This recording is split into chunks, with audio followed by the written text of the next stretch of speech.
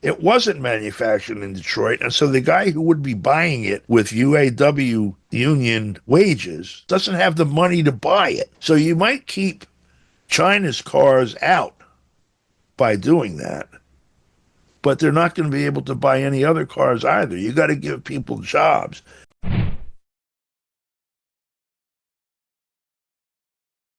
Now, see, the way out is going to not be up to the U.S. I guess I'll put it that way. Instead of saying the American economy or the U.S. economy, I'll say the economy inside the United States, because I see the economy as a much larger fabric than the national activity. And the borders between them may well be recognized as legal borders and political jurisdictions with, military and police enforcement, etc. But they're rather random historical artifacts in terms of how the global economy actually operates. The reality is that as long as you have national borders and national economic policy, you have national markets, and particularly you have, in this case, a national labor market. In addition to that, as long as you have some nation states that have no military or little military and other means to protect themselves, and a behemoth like the United States, you're going to have super exploitation of countries that drive people to leave because there's no food for them to eat, etc. People come to the United States from all over Latin America and Africa and parts of Asia because they're following their stuff here.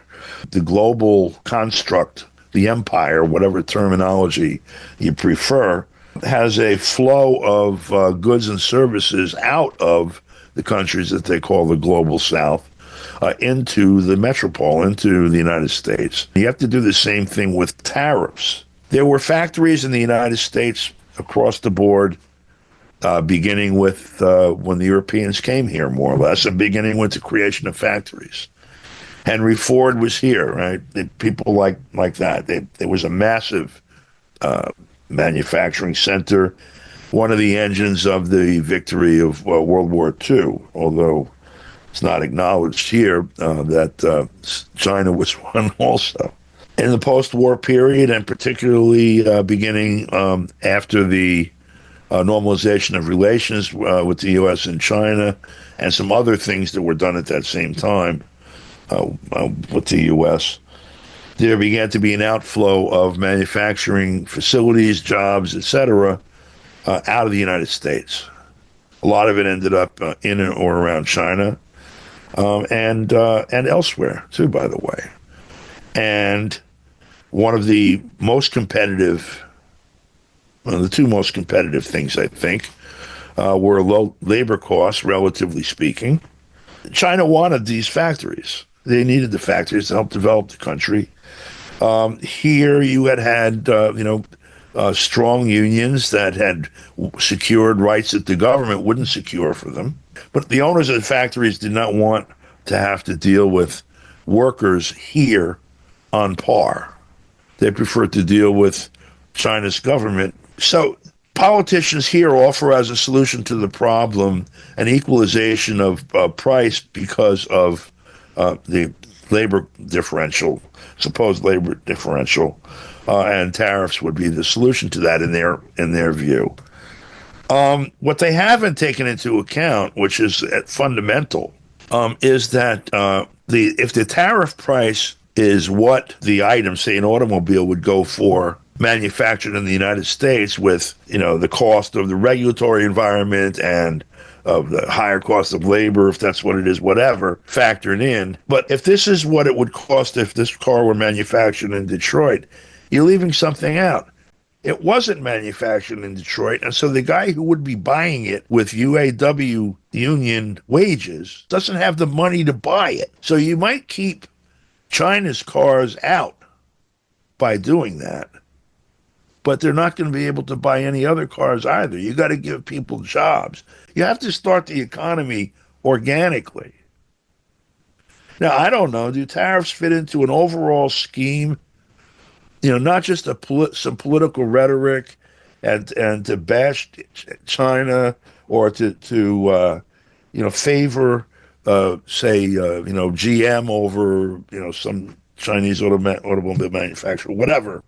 Those are all questions that are the day-to-day business of governments. I don't know who decides whether it's going to be Mitsubishi or build your own or Chevrolet that's going to dominate the U.S. market. There's so many decisions the government can make that can affect that outcome, that all of the governments involved can make that can affect that outcome. I think that the issue of tariffs is being treated here in extremely simple terms, almost symbolic terms. And I'm hoping that those involved are more sophisticated and that understand that they are mobilizing popular support for some difficult negotiations they intend to hold that may end up looking like a compromise on the question of tariffs, or may end up looking like a victory, quote unquote, on the question of tariffs. We're looking at an economy that's also distorted because of all of the sanctions that they have. I was in Cuba last week. Cuba's, a golf shot from Florida. If you're, I can't hit it that far, but maybe Trump can from Mar-a-Lago. There's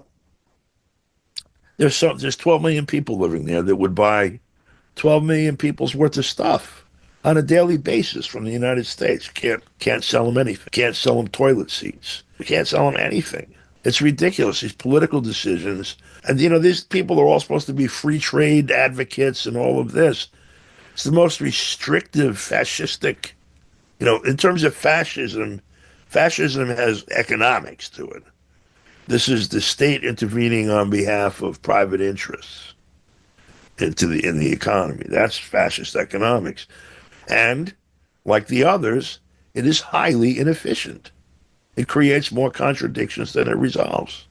Just one more small thing. It's an anecdote from 2016 that may give you a peek of my thinking about this.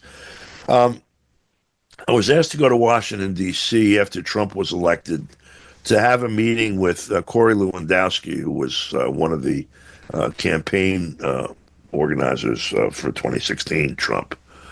And when I went down there, it was an event that he was keynoting, featured at the time Trump's appointment for the Export-Import Bank. And so there was a public session with this man speaking and then taking questions and answers.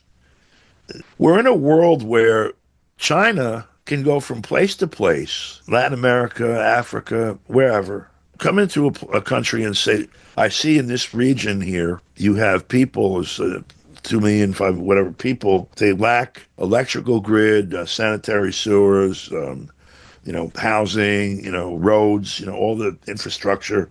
And we see that you're not able to meet this under your current economic conditions. We can build you a city. We'll build you a city. We'll build you a transportation link to the ports or to the rail system that we're constructing or whatever, and find a way to finance it in a way that is uplifting to the economy, with the intent to be to make the people there consumers, customers of other Chinese business and others. They're doing this, I said, and this is their intent. This is part of this win-win strategy. And meanwhile, in the United States, we have people, some of the best construction engineers, laborers of all kinds, masons and carpenters and sheetrockers and steel workers and all of that, and equipment rusting in the parking lot because no one can figure out how to finance that kind of activity when you have this tremendous demand domestically as well, but around the world, where something like a third of the population doesn't have fundamental infrastructure. It can keep people busy make people prosperous for the next 50 years building it. Why is it that we can't do that? And this man said to me, right there from the podium, I'm glad you raised that question because that's the first thing I intend to find out myself when I go to work next week. And he was at that job for about a month. and then gone. No one ever heard of them. So there's a fundamental problem here around basic economics that needs to be resolved. And I think when we're talking about tariffs in isolation, it just reveals the nature of the real problem here. 姐妹们总烦恼脸上细纹干燥与暗沉，现在起跟我一起放心交给 KS Royal Face 皇家颜值逆时奇迹系列。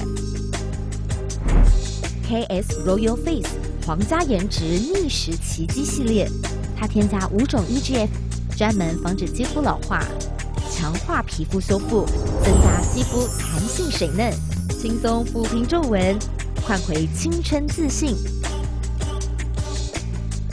KS Royal Face 皇家颜值逆时奇迹，护肤露、全效精华、精华霜，即刻启动冻龄密码。